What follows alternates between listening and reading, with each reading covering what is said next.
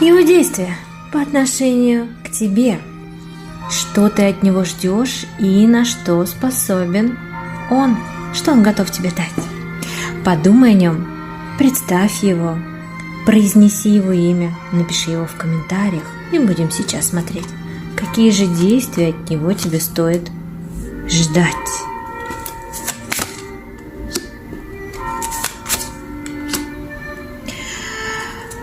Судя по всему, ты точку поставила в ваших отношениях, но он с этим не согласен. С тобой ему было хорошо, интересно.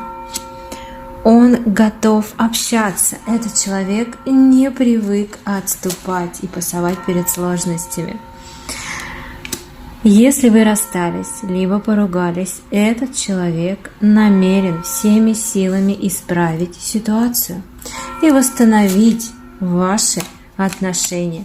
Более того, это абсолютно обдуманное решение, и он сделает все от него зависящее, да даже, наверное, не зависящее, для того, чтобы вернуть тебя и снова наслаждаться твоим обществом и общением.